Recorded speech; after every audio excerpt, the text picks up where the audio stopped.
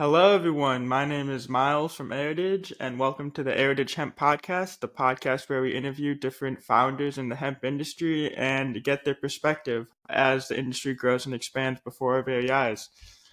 Today, I am honored to be joined by Bernardo from 8000kicks. How are you doing today, Bernardo? Hey Miles, nice to be here. I'm doing good. What about yourself? I'm okay. It's a little early for me. It's 8 a.m., but I'm hanging in there. Okay. um, So I just want to start and ask you. Obviously, you've been on several podcasts. Your Yeah. inception story is kind of legendary at this point. Um, but if you just want to give a brief synopsis of that 5 a.m. convo and your grandmother's role in that, so go ahead. Yeah, basically this was in 2018. I just dropped my job in London. I moved back to Portugal. I moved back home. I was exploring different things, trying different ideas. What am I gonna do next? I didn't know, but it was all about that process of experimenting. I had a couple of ideas that I was researching on, and one of them was came out one night. It was like 5 in the morning. I'm not really sure. I was a bit drunk. Uh, we were smoking as well. Someone came up with the idea of like, Bernardo, you're looking for ideas? Why don't you do a cannabis shoe? And we were all very high, and we were like, this guy's stupidest idea ever. And I mean, at the point was a little bit, but it stayed on my mind. I was like, um, I've seen backpacks, I've seen wallets. Maybe I give this a shot. I'm trying so many things. Let's see. And I came to the person that I knew that knew more about textiles, and this was my grandmother. She has over 50 years experience in textiles, apparel, clothing. So I came to her and asked, "Hey, what do you think about making a cannabis shoe?" Obviously, my grandmother, as most people her age, she was raised in a world where like drugs is very bad. You're gonna die. You're gonna die. You're gonna die. Yeah. So the first thing that she said is like, don't even get close to that stuff. That's not good. You're gonna disgrace your life. I mean, I was trying to convince her. There was a bit of a stress, right? I mean, she was not very happy. But then I decided, okay, I think she's not understanding what I'm talking about. So I ordered some hemp online. I got some hemp, and I showed her, look, this is what I'm talking about. This is not a drug. This is fabric. This is made from hemp, which is like cannabis but make for industrial purposes. And I was explaining, and actually, I didn't know either the difference between hemp. I didn't know that hemp was such a thing, that hemp was so durable and sustainable. So I showed her, and immediately with her experience, she looked at it and she was, wow, okay, this is interesting. Um, I think we can make stuff out of this. And then we started. Eventually, that fabric was not good, so we had to order more and more and more. We ordered from India, from China, from Nepal, from every corner. Eventually, we got a good supplier. Uh, we went to shoe factories, and slowly by slowly, prototype after prototype, we managed to do it. Very cool. Now, something that I didn't find in my research is, did you go back to those same buddies that you initially had that brainstorming session with and be like, look, I actually followed through with that idea? And how'd they react, or did you not tell them? No, of course they know, right? It's impossible not to know. I've Yeah, been on yeah, TV, I've been on radio. yeah. I mean, eventually we met after that, right? So 1 week Yeah. after that, they knew that I was testing it, and I asked, "Does anyone mind if I stay and if I go forward with this?" And everyone was like, "Yeah, I have my job, or I have my girlfriend, or I don't have time." There was some people that actually wanted to go, but they didn't actually made it. So eventually, I just followed along with my grandma. And how big is your team today? How many people work at 8000? kicks, and how did you find those initial employees if they're not the friends that helped you come up with the idea? Uh, um, Basically, in many cases, I found them as a normal recruiting job, right? I started looking on LinkedIn. I was looking on several platforms, and that's how I found them, right? That's how you found any people. But we are a very small Hmm. team. We're like 5 people. 5 people. Wow. Yeah. Okay. Very cool. Keeping it nice and lean. Um, I mean, and what did the roles that those people play?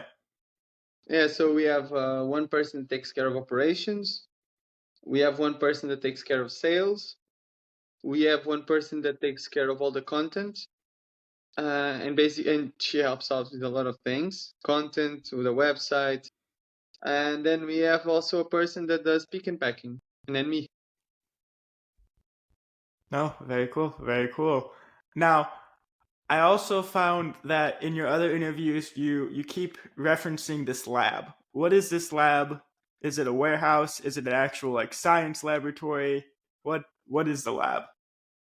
It's not one lab, right? It's many labs. We have Mm-hmm. our own machines in our Mm-hmm. warehouse, and then we have labs that we go to and test things. So we have, for instance, the shoe testing lab, which is a facility that has all the machinery. And then we go there, we hire them, and we go there to do all kinds of shoe testing. Then we have the fabric testing. Then we have the color fastness. Then it's many different labs that we don't really own the labs, right? Because it's a huge investment, but we hire the time and we hire the tests that we want to do at these labs.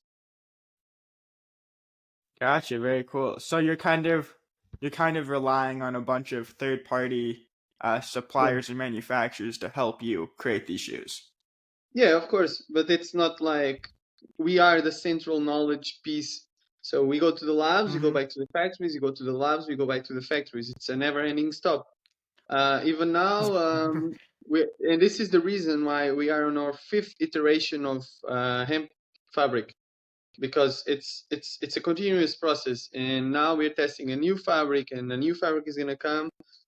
We have to, if we want to be the best, we have to test more and do more iterations faster to allow us to develop faster, basically. Absolutely. That sort of leads me into my next question. What strategies have you found effective for growing your business? Is it just keep iterating, or is there additional strategies? uh to keep That's a tough question. I mean, if you ask any marketeer nowadays, how do you grow your company, that's $1 million question. But what we do Yeah. basically in a nutshell is we test everything, and we test fast and fail fast. It's the lean startup methodology. I'm sure you've heard about it. So for Yeah. instance, Yeah. um, we want to test Facebook ads. We go on Facebook ads. We put a budget, let's say $5,000. We go on Facebook. We hire someone that knows about it. We give it a 6-month period. We test it. We want to go on Amazon, see if Amazon is a good thing for us. We go on Amazon. We give it a 6-time window, or 1-year window, because Amazon needs a little bit more time. We see the results. Works, doesn't work. But I can tell you that this year, no, actually last year, we tried many different things. It all failed, but one thing worked, and it made enough profit for the company to keep us going. One thing. And what was Yeah, that one exactly. thing? There was the Kickstarter. The Kickstarter Yeah. campaign that we did work really well. But for instance, we opened the store in Lisbon. Hmm. It didn't work so well. We did a lot of TikTok ads. It didn't work. We did Pinterest ads. It didn't work. We did a lot of Twitter ads. It didn't work. We did, I mean, so many things we tried. Nothing worked. But then we did a Kickstarter, and it worked well for us. I recommend you as well for your business to do Kickstarter. Absolutely. That was something I was toying around with, but maybe I should revisit it. You spent some time talking in other podcasts about the like key to success for your business is finding the specific target demographic, like the specific niche. How did you go about finding that niche, and how did you really hone in on it? Um, basically calling customers. It's a mix of you have to research, talk a lot. You know that during the first, only this year actually, only 2023, and I've been doing this business since 2019. Only Mhm. this year I stopped doing customer service. Even though we're a team of a few, only this year I stopped replying email customer. I mean, I still do it actually, so it doesn't really count, but I do it a lot less because I have less time. But answering customers' emails, give them your WhatsApp, customers calling me. Actually, I give my phone number to customers and they call me and they ask me, Bernardo, I hate your shoes. And I say, why do you hate them? Oh, because this, and that. And he was like, that's very good points. Okay, I'm gonna work on a new shoe. And then we work on a new shoe and a new shoe and a new shoe. And actually, yesterday, I was looking and our happiness over the years has been increasing gradually because we've been improving the fabric, improving the soles, improving the boxes, the shoelaces. We start giving extra shoelaces, as you've seen. So every production, we do another iteration so that we can move faster, and then people just and then we continue improving. Very cool. So it's just talking to customers, being Yeah, vulnerable, and not being afraid of like having that phone call where the guy's like, "This sucks," but you see it as a yeah, learning experience and like, yeah, tell me why, tell me more, what's up. yeah. I literally have like, I would not say hundreds, but maybe like 50 to 100 phone numbers of customers in my phone that I actually answer regularly. And this last, I mean, I just answer a customer that say, "Hey, bro, I saw your shoe that you launched yesterday. Nice, I like it a lot. But do you think this one will be good?" And I said, "Okay, this one for you, because you need it like this and that. It can be good, but you cannot because the guy is a fisherman, right? Hmm. And he says that he needs specific types of stuff. And I've told him this sole is good for you because it's anti-slip, but and but this will probably be a weakness for the shoe for you. But try it and see how it goes. If it doesn't work and it breaks under 1 year, I'll give you a refund." But the guy keeps, this is because Yeah. we keep improving, right? It's the customers really appreciate that it's not like a faraway company. We are here. I share Hmm. pictures with the customers of the new stuff we're doing. We have and these people really help us because in many cases, other shoes are broken too. We are not. I mean, it's not just us. The difference is that I really care about what happens, and when these people say that they have problems, I'm the first one to show up. Yeah, absolutely. I mean, that's kind of the basics of business 101. Just care about Yeah, your customers yeah. and hear them out. What collaborations or partnerships have you found beneficial, kind of expanding the reach and the impact of your brand? Because I know that you obviously rely on suppliers and factories from different parts of the world. Are those the most beneficial connections, or are there marketing connections that you found beneficial? What have you really had to rely on? I mean, we don't have a factory, we don't have a lab. It's not like there is not one specific supplier that saved our lives. There's all of them that Hmm. make it happen, right? We are the central piece that connects everything, but obviously each one of them has a very important role, otherwise we wouldn't be here. But the factory that makes the shoe is very important. The factory that makes the hemp is very important. The factories that make the hemp, sorry, there are a few. Hmm. The factories that the company that does the transportation, the company that does it, the logistics, the company that, I mean, the Shopify is very important for us. Without Shopify, we wouldn't be in business. Every single piece is, excuse me, very important. They, yeah, I mean, absolutely. I mean, I don't make my own clothes. I have a company that does it for me, so Yeah, I understand. exactly. Uh, Absolutely. It's interesting though, like the ideas guy doesn't necessarily have to be the guy in the factory making the Yeah, product. It's really yeah, a team effort, yeah, exactly. especially in the hemp industry because it's so kind of clustered. There are the hemp factories. Hmm. I'm speaking from like American experience, but like Yeah, in North Carolina, there are factories. In Los Angeles there are factories. It's not exactly like, you know, someone out in Montana is making. I mean, there probably are people out in the middle of nowhere making hemp clothing, but it's not as widely known or widely Yeah, accepted. that's true. Absolutely. Um, so are you available? Because I spoke with, is his name Zhao? Joao, yeah. Zhou. Um, I spoke with him back at NOCO this past year, Oh, really? and yeah, and he was that's how I got in touch with you, and he was saying Okay. how you guys were traveling to a bunch of trade shows and also trying to get your product into different retail locations, and I was wondering Yeah. at this point in time, are you available in any physical retail locations besides the one in Lisbon that you mentioned? Yeah, quite a few. I mean, not a lot, but you have a section on our website where you have the store Mm-hmm. map, where you can just go there and look up all the stores that we have. Very cool. And are your sights set on expanding in one particular market? I know that you guys are traveling in the U.S. a lot. Is US that is our kind of a main. market that you're focusing on? Yeah, US Yeah. is very, very important for us. And are you looking to double down on that or kind of Yeah. expand elsewhere? US is our biggest Double market. down? Well, yeah. Also, Europe is fucked up, so so US. Yeah. Yeah. Um, how are the regulations around hemp, especially in Portugal? I'm always interested to ask founders like from other countries how the hemp landscape looks like currently.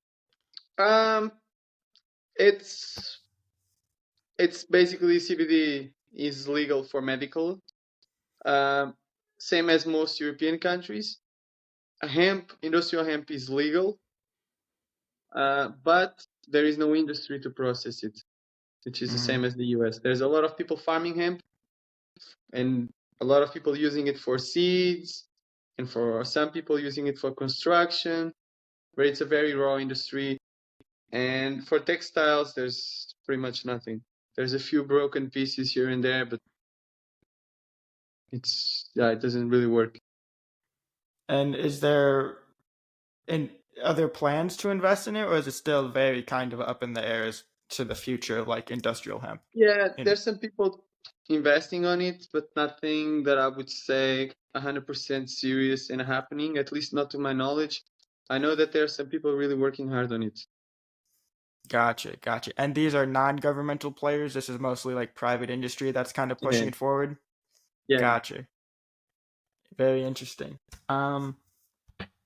And now I know that we kind of have to cut this short because you have somewhere to be.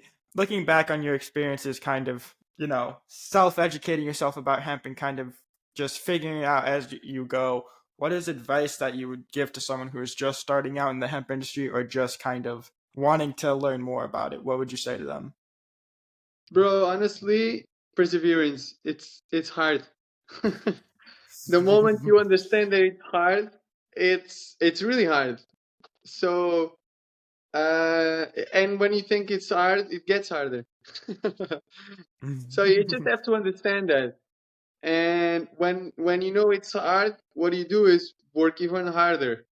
And from then, eventually, success will happen because it for us it was not success overnight. We struggled. I mean, we went through COVID, and now we're going through a Mm-hmm. crisis. So it's like every time we're being hammered by something. So it's not really it's a really It, hard time. is the crisis the IO14 that you mentioned previously in other That articles? is another thing that didn't help. That's another third point. And can you just briefly describe that? Because I was kind of lost as to what that is. Basically, Apple restricted the Uh amount huh. of first-party data that Facebook can have, which means that most Oh, people okay. now opt in and opt out, have the possibility to opt in and opt out of cookies from iOS. And the moment they opt out of iOS, when they search something, Facebook doesn't know. So, for instance, Mm-hmm. imagine that you, Miles, you're looking for new shoes and you're looking for shoes on Google. And then you go Mm-hmm. on Facebook before iOS 14, before iOS 14, you go on Facebook, and Facebook saw the cookies on your website and your computer and said, "This guy is looking for shoes, so Facebook is gonna show you a lot of shoes." But now Facebook doesn't know anything. Gotcha. Yeah. I looked up iOS 14. I was like, oh, that's the Apple thing, but I wasn't sure if there was Yeah. another thing that I was unaware of. I can tell that Now, 30% of the e-commerce industry went bankrupt because of that. gotcha. Okay, duly noted. Um, Now, is there any kind of parting advice or last words that you'd want to share with people? Where can people find your stuff? Where can people follow you? I mean, they can follow us on 8000kicks on Instagram or on Facebook. If they text us on Facebook and Instagram, on weekends mostly I'll be the one replying. During the week I will also see most comments, but it's hard to reply everyone sometimes. But yeah, reach out to us or Bernardo at 8000kicks.com. So basically that's it. Awesome. Well, thank you for taking the time out of your busy schedule to talk with No, me, no, and I hope that we talk soon. all right, have a good one, Miles. Bye bye. Thank you. You as well. Bye bye. Bye bye.